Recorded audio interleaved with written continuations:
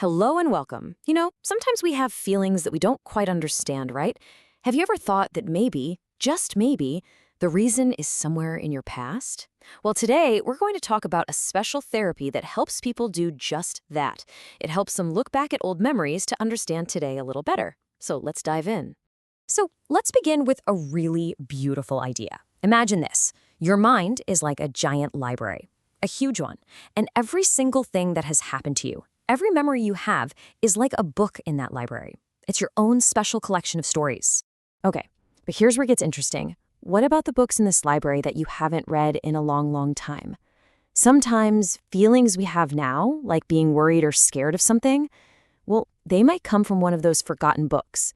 They're like memories sitting on a high shelf, covered in dust. So the big question is, how do we find those old, forgotten books? How can we read those stories again?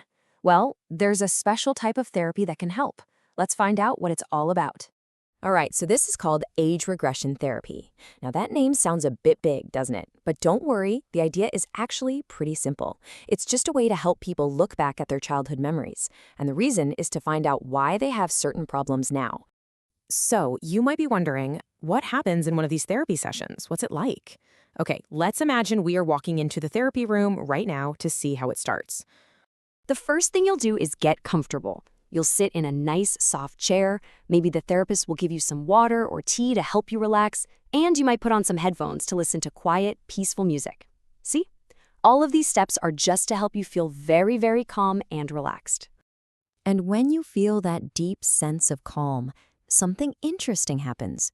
Your mind starts to open up.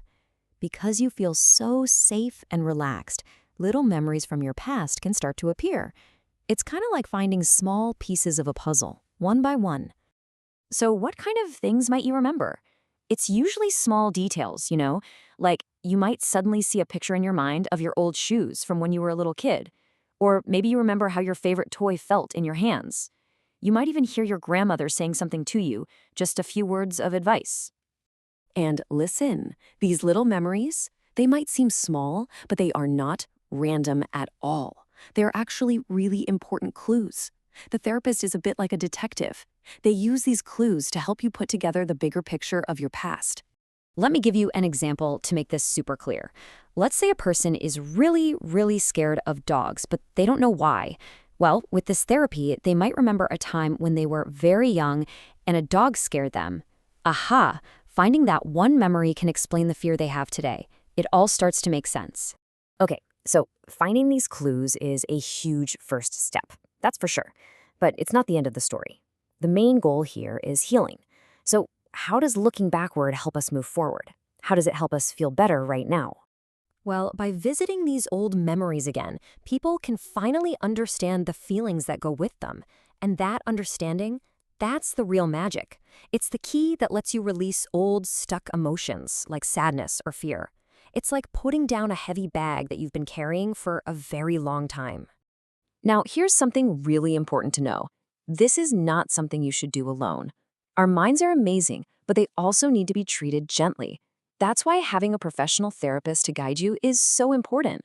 They make sure the whole process is safe and helpful. So, what happens at the end of all this? The goal is to help people feel at peace with their past. It lets them move on with their lives feeling lighter and better. It means less worry and hopefully more happiness.